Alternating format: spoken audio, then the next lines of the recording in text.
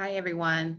Um, I jotted down a few notes from our last ARC meeting last Wednesday, and I wanted to really quickly, I hope, give you guys a little bit more information about the day one / week one diagnostic, reading and writing diagnostic for the English 96, the ARC English 96 ARC course. Um, I included a couple of samples in our SharePoint department page. So I wanted to kind of show you guys again just where to find it. But I also added a newer day one diagnostic that was forwarded to me from Ayanna Rhodes and Jess Mahoney at Truman. Both are, well, both work in the reading specialist, or both are reading specialists, as well as Ayanna Rhodes being one of the ARC coordinators. So what they developed is more specifically, a reading diagnostic that helps to better assess what reading skills students have coming into the classroom. So if any of you have grade placement before, if any of you have administered, reading diagnostics in the past, in some cases, the instructor may not know what to look for or what clearly we are assessing in it. So hopefully this diagnostic will be a little bit more useful than the reading assessments we've had in the past. So traditionally what we've done is we started with the reading writing diagnostic, which was the Jason Oda reading misspelling the word of. So I don't know any of you, if you taught the first year that we rolled out the ARC course here at Malcolm X, the handbook, there was a suggested coursework handbook that we had that laid out day one, week one activities, and it included a reading and writing diagnostic of the misspelling the word of, and it gave students an opportunity to read the text and then answer a essay question in response to the text. So through that essay question, we were able to then assess not only the writing, but also reading. So from that essay question, which I believe it targeted what was the author's main idea, do you agree or disagree? I could assess comprehension in the student's response. I could perhaps, let's say, assess some level of critical thinking, but I never had the opportunity to really assess the student's ability to draw conclusions, student's ability to make inferences, students' ability to identify and then define unknown or unfamiliar vocabulary words. So this particular reading diagnostic or diagnostic is more targeted at assessing those very important reading skills. So I want to show you guys that. Also want to show you a couple more options, diagnostic options. So, the good thing about the diagnostic is we do have autonomy. How we administer it is strictly up to us, but I do want to make sure that we are uniform, that we're kind of all working collectively to intentionally assess with that day one or week one assessment, both reading and writing.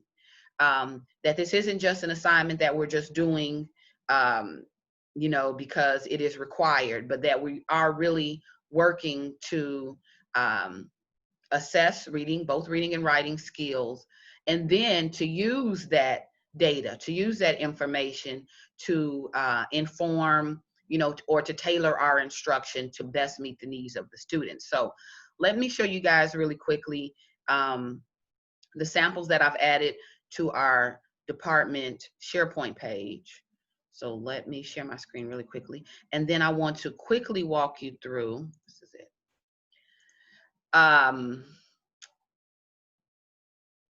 Next steps. So not just where to find the diagnostic, but once you've found the diagnostic, you've identified a diagnostic that you would like to use for your class. How then do you administer it? How then do you, read the data, right? So I want to show you guys really quickly. Let me take us out of this just so you can kind of see how to access this document. So you guys know I've set up a folder in our Malcolm X department SharePoint page that works to give you guys information, resources, a little bit of support in your own course design. So I'm attempting to house all of these documents in one place, the Fall 2020 Remote Learning Resources. So here is where I've added most recent diagnostic or diagnostic assessments that I feel perhaps could be more easily administered online. Okay, so that's again a purpose of wanting to send you guys here. As you click on that particular folder, the Fall 2020 Remote Learning folder, you see I have a folder here for diagnostic reading and writing. So this particular folder specifically houses the diagnostic options. Okay, so you click here and you will see there's only a few here now. I thought I added, but I didn't add it. That's okay. I will be adding the most recent day one diagnostic that I received from the Truman Reading Center. So I'll show you guys that. Earlier, what I spoke about, the traditional diagnostic that I myself had been administering even as recent as in my summer class, was that Jason Oda, misspelling the word of, diagnostic. At this point, it's somewhat of a habit. I will do something different this semester, but we'll talk about that in just a second. So the Jason Oda document, if you guys were to click on this, let's click on it and see what it does. The good thing about it being in this particular document is if you are administering it on Brightspace, which more than likely that's what we will be doing, you can add this under content and set it up as an assignment, whether you're doing it in class or out of class. I kind of like that, in class, but I will talk about that. I also like how on Brightspace it time stamps it so I can see how long it takes a student to go through it. That's useful to me too in terms of assessing the ease with which they work through the assessment. But you guys have again the traditional option with Jason Oda. It has the text, and it then has that writing portion. The reason why I consider this the reading and writing diagnostic is the essay portion asks the student to discuss their understanding of the text. So this is where we are able to kind of assess, did the student pinpoint the author's main idea? Are they then able to connect with that main idea and discuss whether or not they agree or disagree, right? Are they then able to, based on their reading skills, formulate their response in essay structure? So is there a clear introduction paragraph? Are there body paragraphs that seek to support and develop, their main idea? Do you see evidence of a thesis? Have they formulated that, whether it's implied or explicit? So all of these things are what we are looking for with their diagnostic sample. So this particular, diagnostic exercise, it's been pretty useful and, traditionally for me in the past. Even though I give the essay expectations that, students submit multi-paragraph, even though I'll say, make sure you have a, supporting details, feel free to use information from the text. I lay that out as a part of the instructions, but it's also kind of tipping, the hat, to the students and letting them know this in a way is what you should be producing. So I'm looking at how well students read the instructions and how well they produce, I'm also looking at within this essay that they've produced, how are the paragraphs working? So assessing the diagnostic sample is really important. Knowing what you're looking for and how to use that data is important, because once I see, okay, 8 out of the 14 samples submitted shows that a lack of understanding with the thesis statement. You know, the student did not directly answer the question. That is a, I won't say flashing red light, but that's a clear indicator that this is something I may want to, you know, definitely want to make sure I spend time introducing, discussing, and have students working through in class. Maybe I can look and see that the student has strong use of transitions, you know, as they move from paragraph to paragraph. Well, you know, I would want to make a note on that. You know, the organization of essays, you know, students seem to have a pretty strong command on that. So again, the data that we collect with administering these diagnostics are really important, and the quality of the diagnostic will have direct bearing on that data that we're able to collect. So again, preference, you guys have your preference. We do have this as an option, all right? So let me go out of this. All right, so let's look at another diagnostic here. This is another diagnostic. I think I received this in 2019 from my art coordinator cohort. So we've always been working on really being intentional with the diagnostic, making sure we don't leave out reading, really, you know, assessing those reading components. For the most part, most English departments are, you know, primarily staffed with the English or the writing instructor. So they tend to lean more in assessing that writing or grammar or sentence skills. But with the objective of this class, the English 96 course, the integration of reading and writing, we really want to make sure that just as we are assessing their writing, we're also working to assess those reading skills. So this particular diagnostic attempts to assess or take a look at reading skills. So let me click on this really quickly for you guys. You see it's here.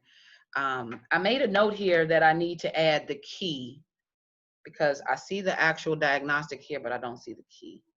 So I will work to get that added. Okay, but you guys can see here with the sample, the text by Andrew Sullivan, Society is Dead. I made a note here to add possibly a Word document with this particular article so that you guys have all of the pieces that you need in order to administer this diagnostic. But you guys can see from the reading, it asks questions such as, you know, compare and contrast, short answer, fill in the blanks, vocabulary. We also have the diagram here. We know how that is pretty useful in how the student comprehends and organizes what they read. So take a look at that, or we assess that. Short answer questions, the student's ability to develop their ideas or articulate their ideas in response to the reading. We have several questions there. Now, while this particular diagnostic focuses heavily on reading comprehension, it doesn't include what I call a concrete essay portion, right? So it would be up to the instructor to add that. Let's see. Well, you know what? They have a section here towards the end. So let me correct. Well, let me clarify. The majority of this particular prompt, and let me go back up top really quickly just to find the title. So this is the ARC iWorld Reading Diagnostic. Quite a few questions. It looks like about 15 to 16 reading comprehension questions, but they also leave an opportunity at the end for a student writing. Now, the options that this particular diagnostic includes is it tends to, you know, direct the student more towards that expectation writing piece. So I don't know if you guys remember from our meeting last Wednesday, there was a little bit of dispute about this idea of expectation letter or diagnostic writing, right? We know that that end of semester final portfolio assessment, it requires an expectation letter. And I have in the past stated that the two are synonymous. They're synonymous in the fact that this was, the writing produced represents, that week one, the raw skills the student had coming into the class.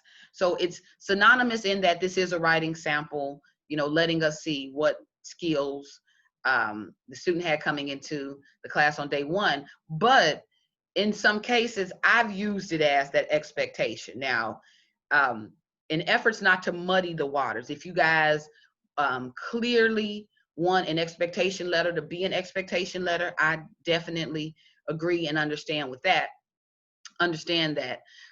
So what I would recommend is maybe perhaps us revising the questions, this prompt question at the end of this diagnostic. So where it says discuss whether you like to read for school and or for fun and why, you may also write about what your favorite things to read are and why. Maybe I may change that to perhaps maybe a two-part question. Yes, discuss, write about your favorite things to read and why. And then I may also talk about how do you expect to improve on your reading skills this semester, right? So I may throw in an additional question that prompts the student to write about their expectations for the course, right? So that's one way that I would include an expectation piece that still allows me to assess student writing, okay? You guys look here at option 2. It says, write about the most significant reading experience you remember having. I like this. I wonder if students would struggle with that because we know that most of the students who come to our class, they may have negative attitude about reading. They may have had really negative experiences with reading. So I don't want to assume that they all have had these, what can I call it, positive or significant reading experiences. But perhaps maybe that's just me overthinking it. But again, I wanted to show you guys as instructors that we can kind of revise this question. I can make this question a bit more targeted to our audience. I can make the question a bit more targeted to what expectations do they hold about improving their attitudes about reading. But I kind of like option 2. I like this question. Their most significant reading experience you remember having. I perhaps would add to it why, so really prompting them to go into detail. What made it significant? What did you walk away with? What did you get out of it? So that could work as well in lining up with expectation, right? So keep in mind you guys have that option. Let me show you something else really quickly. There is this day one. So here you guys see at the bottom, you see where my mouse is. This S20 ARC day one. Now S20 stands for spring 20. So this was the most recent ARC diagnostic that was produced. We received this from the reading team at Truman. We received this in January of 2020. The discussion at the time among the ARC coordinators was that if we could make this particular diagnostic standard, so all 7 city colleges utilize it, we all then have one standard that we are assessing students, that we're using to assess students, and that also the data, we're able to collect data. I don't know if you guys have heard me during my tenure as our coordinator talk about data. There has been a huge push, especially in the discussion of dev ed, and especially in the discussion of developmental education, they want to see receipts. If you guys are really wanting to hang on to, dev ed, and you are passionate and discuss its benefits for students, we need to see proof of that. We need to see evidence. So, and if we want to say that this art course is, it works, it's positive in, capturing these students coming into the college classroom, improving their reading and writing skills, and then once they move on from the art class, this developmental education class, that student then has a better chance of success in the college level courses. We want to be able to show that, because they are definitely asking for receipts. So I think one reason why this particular diagnostic was explored as being the district-wide standard is in adherence to this idea of collecting data. So let me show you guys this first, and then I want to show you how it is being analyzed, how the results are being analyzed to track students and to capture data. So first, this is that spring 20 most recent diagnostic. This particular diagnostic, I am piloting this in my art class this semester, and I'm looking for instructors who will pilot it with me.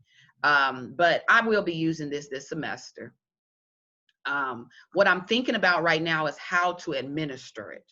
Will I use this, perhaps post it as a document on my Brightspace page, and allow students time to either write out their answer or perhaps type it out and then submit it to me? So I'm still in the planning phase of how will I administer this, but let me just show you guys how it works. So again, this was produced by the reading team at Truman, but it was designed for the art course. So it was designed with the objectives of the course in mind. It was designed with the outcomes of the course in mind, and where the other reading diagnostics may look at things like who's the intended audience, what's the author's main idea, things like that. This particular diagnostic provides short reading sample, about 5 comprehension questions, all multiple choice, or primarily multiple choice. And it's kind of this rapid fire. So you guys will see here, reading sample. Sorry, hope this scrolling isn't disorienting. You see here the questions, then we move, boom, another short reading sample, 5 questions. And I'll say it turns out to be about 3 short reading samples. No, I'm sorry, that's wrong. 5 short reading samples, as well as the 5 multiple choice questions that follow. But each reading is a different type of reading. So we are assessing the student in reading different kinds of text. Each question is assessing different reading skills. So yes, the students will be asked to identify the main idea, but they're asked to consider things such as title, what's the relationship between paragraphs. They are assessing understanding of vocabulary and how a particular vocabulary word was selected or used in the text. So the skills are more targeted in this particular assessment. They are looking at not only how the student is able to comprehend the text, draw conclusions, make inferences, but again, it goes deeper into the connections, the critical thinking, consideration of audience and purpose. All of that is assessed in this particular diagnostic. Now, I'm scrolling kind of down to the end. So again, sorry to scroll so fast, but as you guys kind of see in my scrolling, same format, 5 short reading samples, 1 page text, 5 multiple choice questions to follow. Okay, hold on. I think this, I said 5 reading samples. We may have more than 5, maybe 6, I think. You guys will get a chance to kind of go through this and look on your own, but it is designed for you to give this particular diagnostic in its entirety. So we wouldn't want to identify a particular text and then just kind of take pieces of this. You would want to administer it as it is. So, all right, let me get to, okay, so here's what you guys will see as we make it to the end. There is no writing portion of this diagnostic. So when we brought this particular diagnostic to the table, there was concern around that. They're like, okay, if this is going to be the standard diagnostic for a reading and composition course, then we need to have that composition piece. So what I will do in piloting this particular diagnostic is I will formulate my own writing portion, and it will allow me to segue into that expectation letter. So after the students have done their reading and finished the comprehension questions, I would attach to this a small short essay prompt, similar to what you guys saw that I did, or that they did with the Jason Oda piece, where now here is a essay question, and it will ask, I'm thinking for this, since there's so many different texts involved in the diagnostic, that I'll just ask them about their attitudes towards reading, right? Do you feel that strong reading skills are necessary for your future profession? You know, something like that. Or how do you expect this class to prepare you for the workplace, right?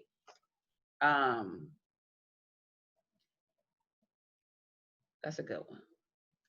Because that allows them to reflect on, so we kind of get those metacognition skills to kind of reflect on how their learning will benefit them, right? How what they learn can help them to learn, right? So kind of it plays into that objective or outcome for the course. So again, I wanted to do this quickly. You guys know I get long-winded, forgive me, but my main goal was to show you guys that the diagnostic, we have options here for you for the diagnostic.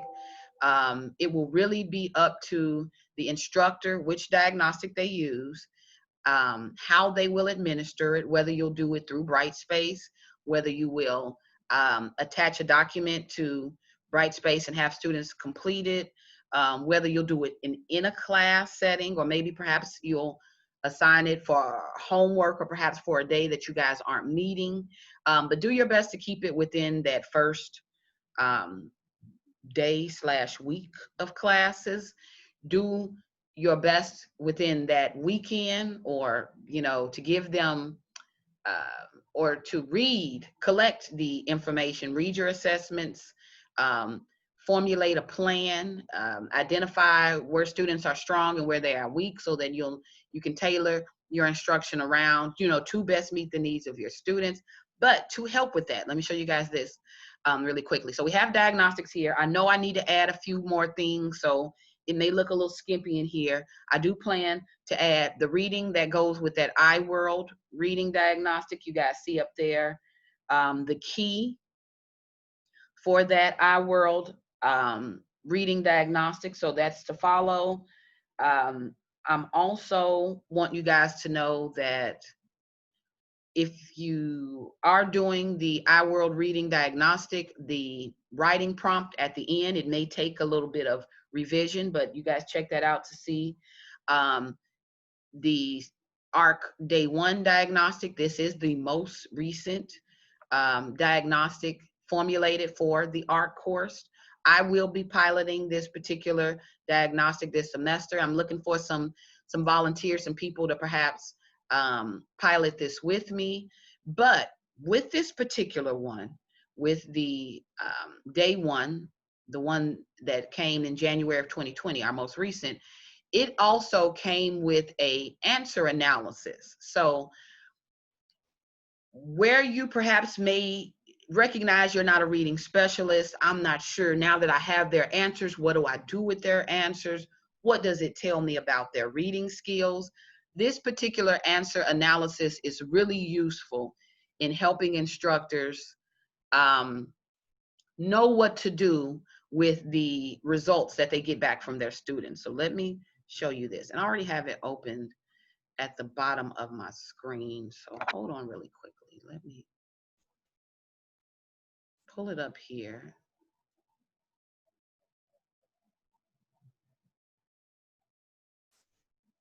All right, so now let me do snoo share.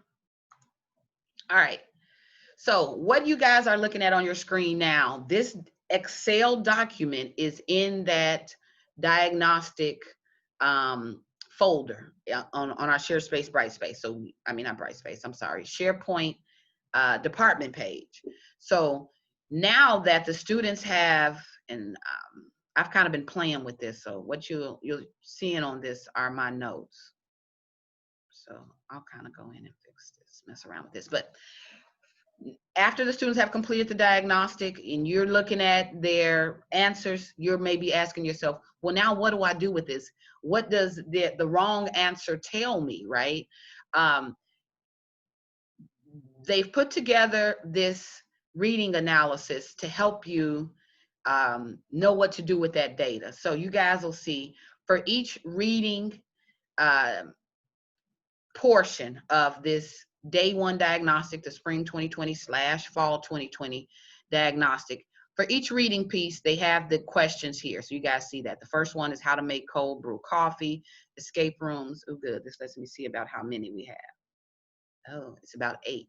That's okay. Look, I throw work at them early on so that they know to expect work, you know, in this class. So try not to be daunted or overwhelmed by just how much reading. Again, the readings are very short, 5 answers, 5 questions that they need to answer in response to each. So I guess we do the math, that's about 40 questions in total. So, okay, look at this.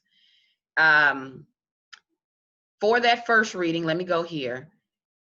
If you notice that the student marked a particular question wrong, right? You would identify that. So you're going through your reading through the diagnostic. You noticed in reading 1, this particular student missed the first question, and you noticed that that particular student missed that 4th question. So out of the 5 questions, they missed 2. So what does that tell me, right? Maybe that's what you're asking. And I've kind of gone through. Let me quickly, before I discuss this, let me get rid of everything else that I have here because it will affect how our results read. Hold on, let me see. Okay. So, and then let me quickly refresh.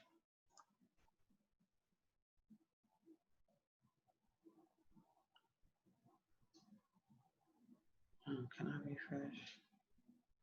All right, sorry you guys. All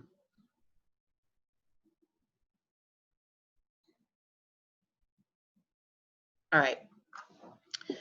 Okay, so let's say for instance that you noticed that the student missed, again, question number 1 and question number 4.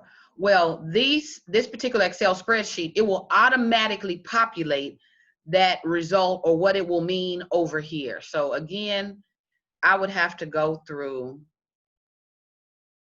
each of the results. So it says, you guys see here, only enter information in the blue cells below. So you're only identifying where they missed a particular question. So anywhere where they got it wrong, you would mark it here, you would do it there. And then here on this side, it will automatically populate your results. So here it will say, based on what particular question a student missed, you will know where that student falls in terms of their ability to identify main ideas.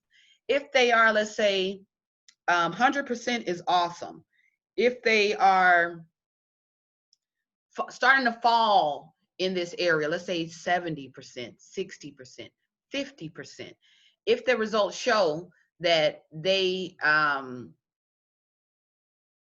incorrect. So I see here. So based on the questions that they missed here, they did not miss the identifying main ideas question. So out of those 7 types of questions, the student missed 0. So in this particular area of being able to identify main idea, this is reading comprehension. It speaks a lot to that. Student does well. Okay, good. So I'm able to see comprehension-wise, reading skills in terms of identifying main point, the student is strong there. What about vocabulary, right? Well, based on the results that I entered, the student missed one of the vocabulary questions. So it shows that their vocabulary understanding may fall at about an 88%, all right? So that shows me that this particular student, they're strong there. But you know, they definitely can work. I can make sure I'm improving vocab, context clues, word analysis, making sure I'm including some low stakes activities that will help a student practice in this area. What about inferences? You guys can kind of see my mouse here. I hope so. Let me see if I can do this. Make it a tad bit better. Yeah, so here you guys see with inferences. So based on the amount of questions that they missed here, look, I'm just gonna throw in a couple more really quickly just to see how this will change my results. You guys see how this changes the results? Yeah, right? So we see that here. So again, based on what they missed. So based on inferences, the students, based on the results, they didn't miss very many of the inferences questions. So this student shows they have strong reading skills in that they can make inferences. They can infer what, you know, the author is attempting to tell them, those main ideas, those key points. They can make connections, right? Predictions as well in the text. So I can see that they're at 100% here. That gives me a better idea about the students' reading skills, and it shows that they're strong in that area. Now here, text structures, relationship of ideas. So text structures is assessing their ability to read the text as it is outlined, right? So they can read knowing that the introduction is going to give me background information. It is going to give me context or introduce the topic, right?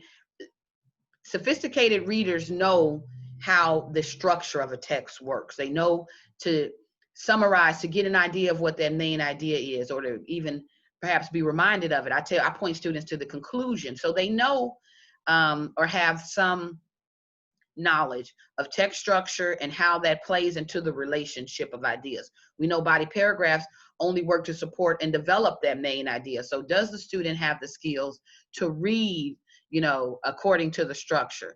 So based on this particular sample, the student missed quite a few questions in this area that would show that they struggle with how the ideas are related. They struggle with how the text even is structured in terms of helping them with that relationship of ideas. So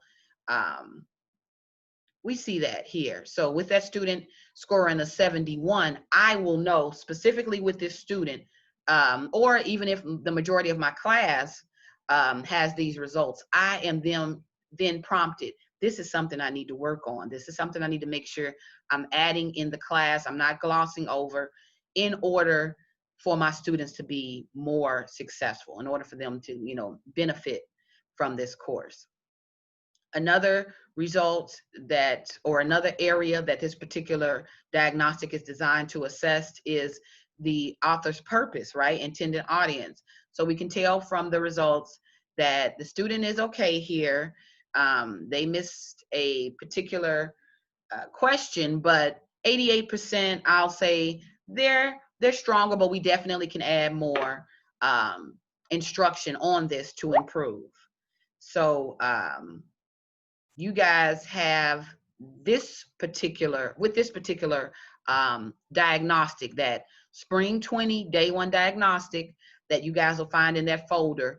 It comes with this results analysis. So this helps, especially for my instructors who struggle with reading the results, especially in assessing what those results mean in terms of reading skills or even writing skills. Okay, so you guys see that here. And from that, now you guys will see from this particular sample, you see workshop dates, you see additional workshops. Um, the group at Truman who designed this, they designed it to go hand in hand with the reading um, department, or with the reading center, sorry, with the reading center. So they were going to then, once they identified where the student's skill, the student skill set, they would then put that student in touch with workshops, with tutoring, with appointments with the reading specialist in order to get that further support. So this is here.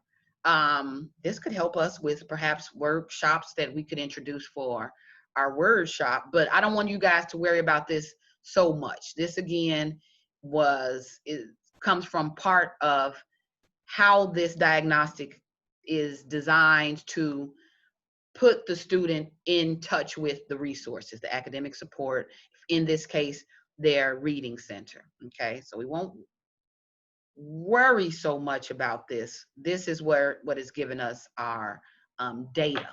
Okay, so let me go ahead and stop share. I know I don't want to do too much of Zoom. We have that coming up, right? But I did want to just give you guys a little bit more information on that diagnostic, reiterate again the importance of it. If you notice a student is misplaced,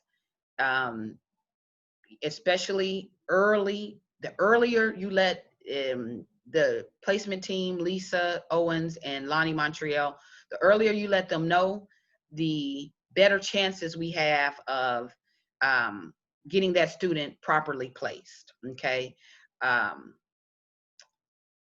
Make sure you guys are emailing, again, the placement team, CCing Sarah and Morgan on that email, just so that we can kind of track it and keep up with its progress.